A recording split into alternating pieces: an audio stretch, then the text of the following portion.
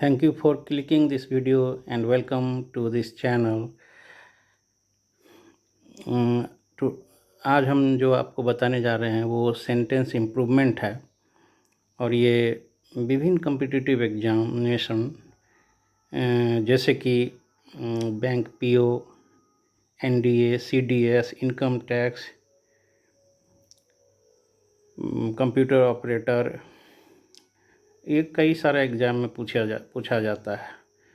Railway, LDC सब में पूछा जाता है, तो ये आपके लिए बहुत फ़ायदेमंद होगा। देखें, क्वेश्चन नंबर 1 है, he plays cricket and tennis also.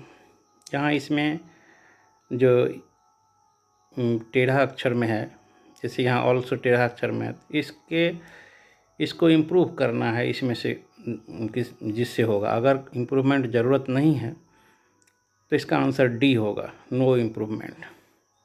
देखिए, क्वेश्चन नंबर 1 जो है वो पूछा गया है एनडीए में 1992 में। क्वेश्चन नंबर 1 है, he plays cricket and tennis too. तो कहाँ पे इम्प्रूवमेंट है करना होगा? तो यहाँ ये ऑल्सो के बदला इसमें आप अगर ये 2 लगा दें, इसका आंसर होगा C, he plays cricket and tennis too. Also का प्रयोग हम लोग जिसको मॉडिफाई करता है उसके पहले यूज़ करते हैं।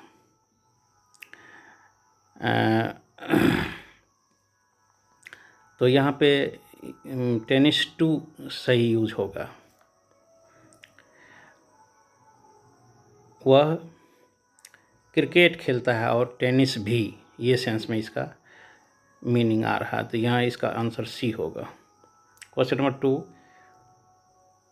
दूसरा क्वेश्चन देखिए, Shivani was really happy while I accepted her invitation for her birthday party. इसका मीनिंग हुआ कि शिवानी वाज रियली हैप्पी का मतलब हुआ कि शिवानी वास्तव में खुश हुई। यहाँ पे आपको बदलना होगा इसको, वाइल को व्हेन लिखिए, वाइल को व्हेन से चेंज करिए। When I accepted her invitation, जब मैं उसका इन्विटेशन जो है एक्सेप्ट किया, स्वीकार किया, फॉर हर बर्थडे पार्टी, उसके जन्मदिन की पार्टी के लिए, है ना, तो वो बहुत खुश हुई, ये है। तो यहाँ पे व्हाइल के जगह व्हेन यूज होगा, तो सही इसका होगा। व्हाइल एक्चुअली उस वक्त के सारे समय के लिए आता है, जबकि यहाँ व्हेन जो है सटीक बैठता है।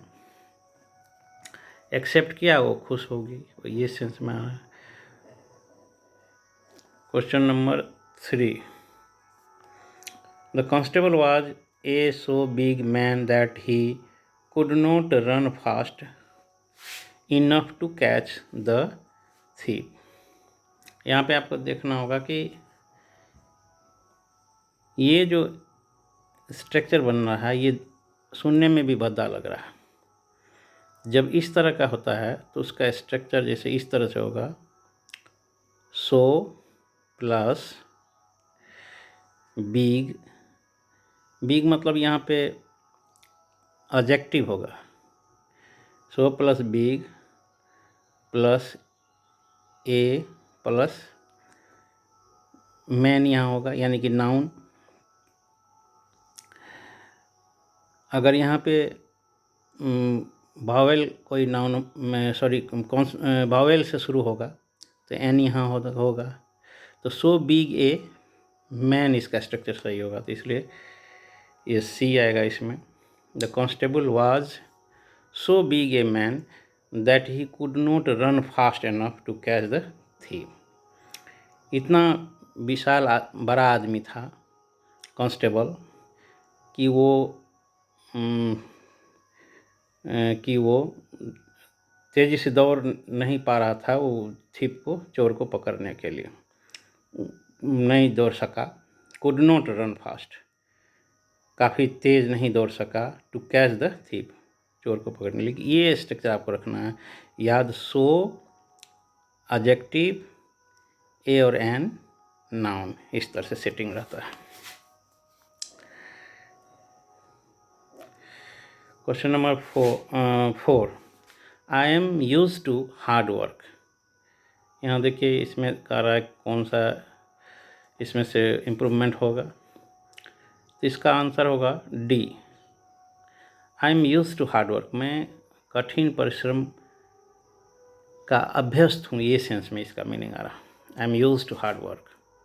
Question number 4। Question number 5, he has eaten his food. वह अपना भोजन खा चुका है। इसका इम्प्रूवमेंट यहाँ से लेंगे हैज़ टेकन से। He has taken his food मतलब वह अपना भोजन ग्रहण कर चुका है, तो ये आपको सही होगा। क्वेश्चन नंबर 6, इसमें है please blow up the candle. अब देखिए यहाँ ब्लो अप का कई सेंस होता है। ब्लो अप फ्रेजल वर्ब का उकसाना, भड़काना, आगे बढ़ा के दिखाना, फूलना, ये कई सारा मीनिंग होता है। तो please blow up the candle है, तो ये इसका जो इसमें कौन मीनिंग आएगा, जो कि टर्न ऑफ का अर्थ होता है बंद करना, टर्न ऑन टर्न ऑफ आप देखे होंगे नल वगैरह के लिए यूज होता है।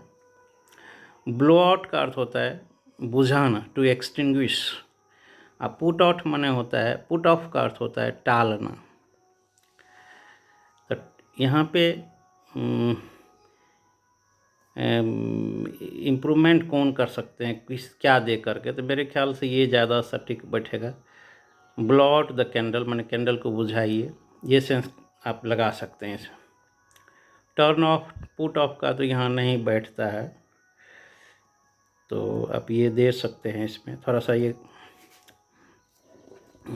कन्फ्यूसिव बुझाता है। Question number 7, practically every part of the banana tree. Practically every part of the banana tree is used by man.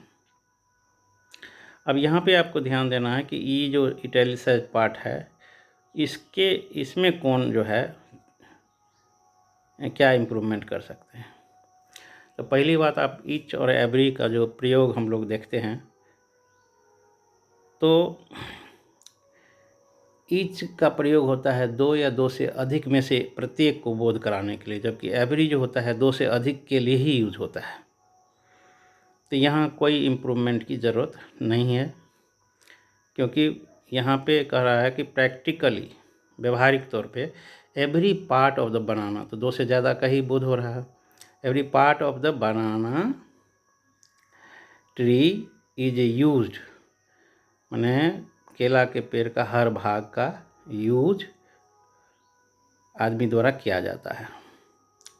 इसका आंसर डी हो जाएगा। अब आइए क्वेश्चन नंबर 8 में।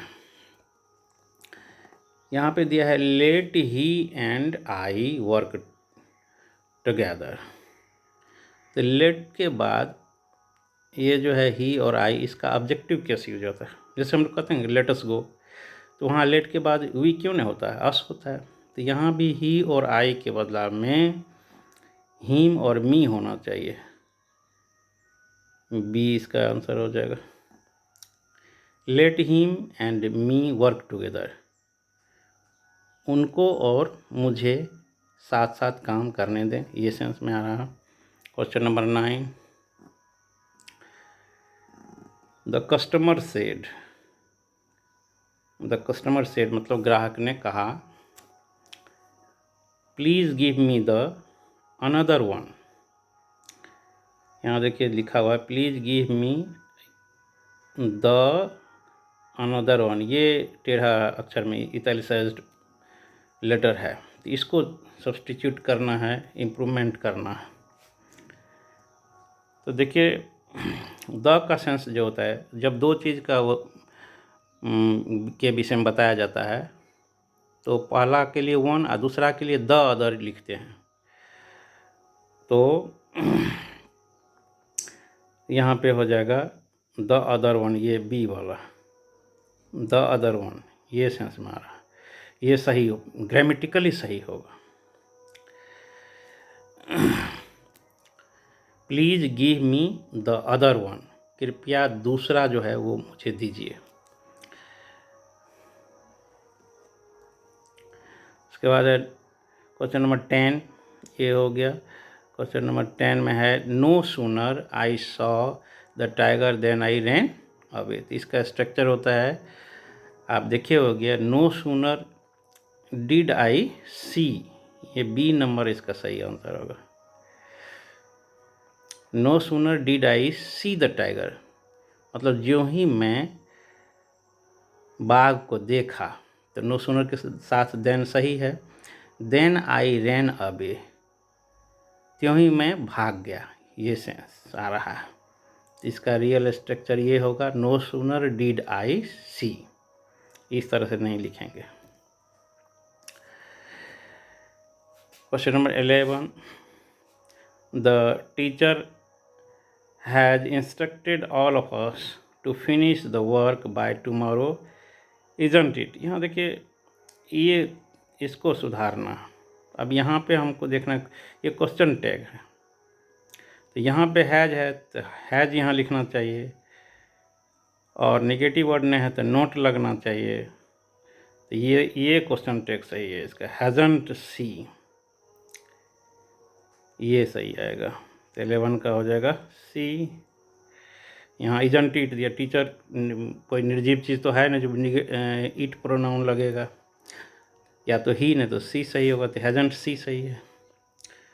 Question number 12, if you come across my umbrella anywhere bring it to me can you.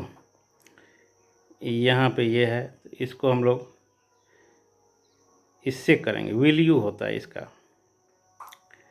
If you come across my umbrella anywhere, कहीं भी आपको मेरा छाता मिले, हाँ, ब्रिंग इट टू मी, उसे मेरे पास लाएं। विल यू पूछ रहा है, लाएंगे ना, ये इस तरह से ये क्वेश्चन टैग ये सही है, विल यू। तो इसका हो जाएगा बी। थैंक यू, अगले वीडियो में मिलते हैं।